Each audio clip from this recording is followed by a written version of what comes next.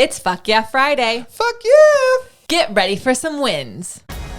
Welcome to the Be It Till You See It podcast, where we talk about taking messy action, knowing that perfect is boring. I'm Lesley Logan, Pilates instructor and fitness business coach. I've trained thousands of people around the world, and the number one thing I see stopping people from achieving anything is self-doubt. My friends, action brings clarity, and it's the antidote to fear. Each week, my guests will bring bold, executable, intrinsic, and targeted steps that you can use to put yourself first and be it till you see it. It's a practice, not a perfect. Let's get started. Hi, Be It Babe. Welcome back to the FYF episode, the Fuck Yeah Friday episode, the episode where we are inspired before we go into the weekend that we've been looking forward to, I hope for you. Also, we share your wins, and the cool thing about that is that you get to, one, inspire other people what a win is. Two, when I share your win, you might actually need a reminder that you had that win.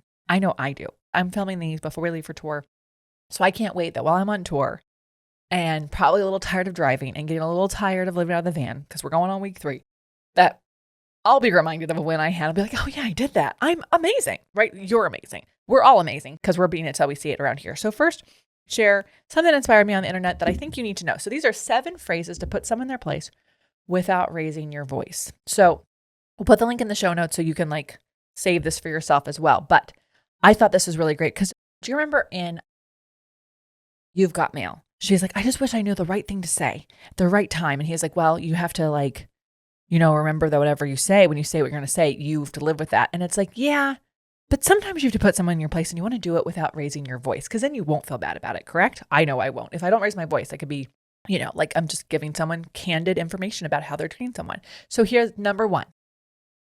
You're not used to people holding you accountable. That's not my problem.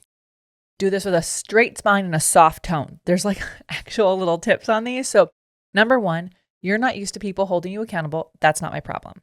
So I love that because some people don't like when we hold them accountable to things and they get frustrated. And it's like, well, you get to be frustrated. Sometimes we have to be the lesson people have to learn. All right, number 2, you clearly thought I wouldn't respond. That was your first mistake.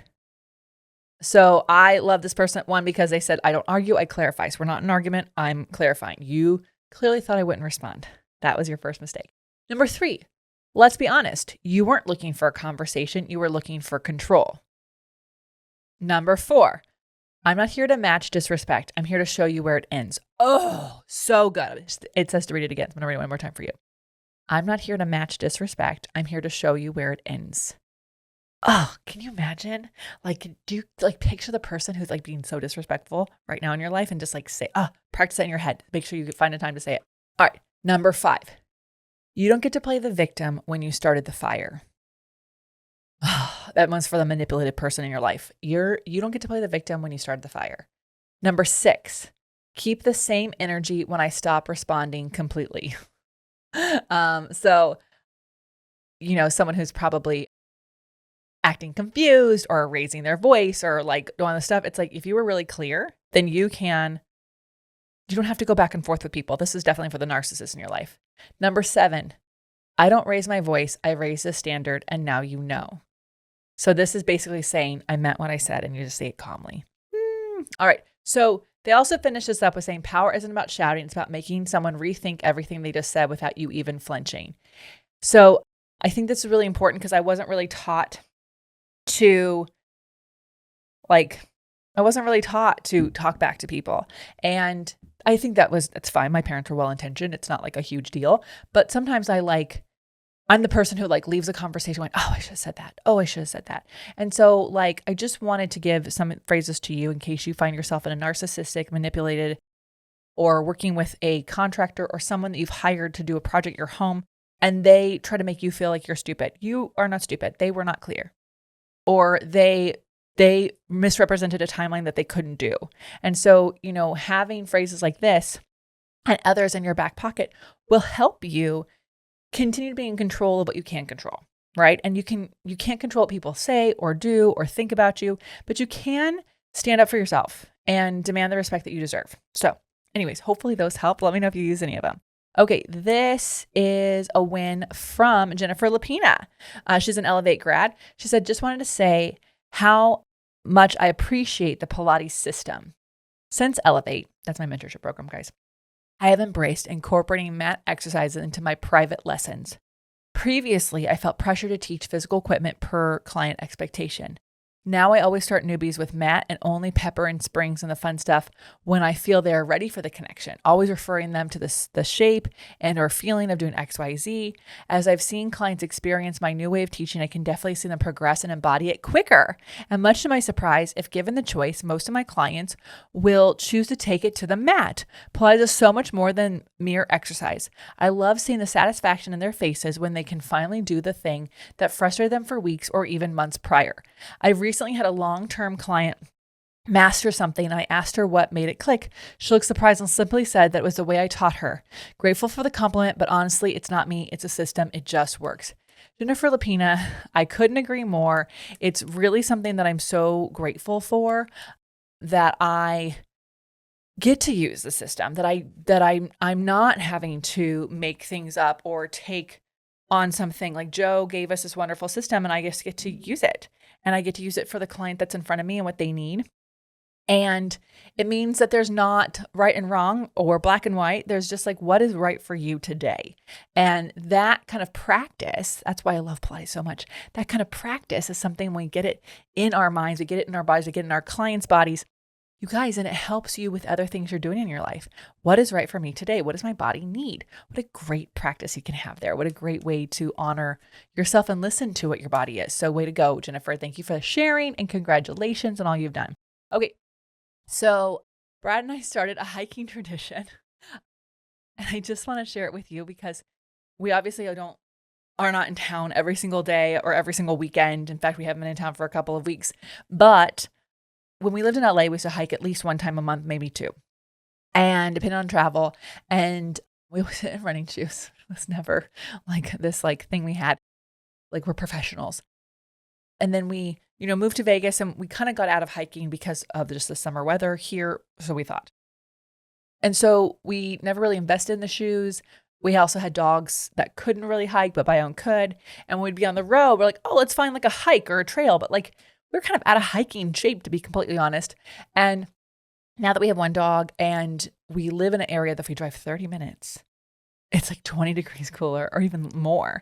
And so we started going hiking and we went to the store, got shoes for the dog, got shoes for ourselves, truly invested in this hobby. And I have to say, if you've been listening to the podcast for a while, I've been hobby hunting. I am loving that we're hiking again. Oh my God, I didn't need a new hobby. I need to return to another hobby I used to have. And I absolutely love it. And we can't hike at all the trails that are near us because of the heat. But when the fall comes, we're ready to hike those ones. And so it's quite cool being able to do that. And so you're like, well, how is this a win? The win is one, we said, let's do it. And then it was Memorial Day. It was oh, should we go hiking today? And of course we could have been oh, we got to clean the closets out. We got to do these things. There's 17 other things on our schedule to do. But instead we're no, we said we want to go hiking this weekend. It's the last day of the weekend. Let's go hiking. And we went and it was absolutely so much fun. And so the next weekend we went and got shoes and went straight to a hike. And on this tour, we've done several hikes and I'm really excited to see where this goes. And so if you need a moral of the story, if you said you wanted to do something, give yourself permission to go do it, right? Yes, you're busy. Yes, there's a million things you could be doing. But you know what? I haven't regretted a single hike we've done. And it's really fun to see the dog really enjoy it. He gets exercise. We get exercise. So a little bit of investment financially. And now it's just the time. And it's great. It's really fun. We also, if you listen to the last FYF, we're not really on our phones. I have the trail map out so that I know that we're going somewhere. But we're not checking email. We're not checking text. We don't even listen to a podcast. We're just listening to the sounds of the nature. And it's really quite grounding. And in a chaotic life, it's something that we need. So my win is picked back up hiking and it took us 5 years to hike in this town. And I regret that we waited this long, but I'm super, super happy that we're doing it now. So send your questions or your wins into beitpod.com/questions. You can send in mini questions and mini wins. We can't wait to share them with people. Send this episode or any of your favorite episodes to a friend who needs this help. The podcast grows because of you.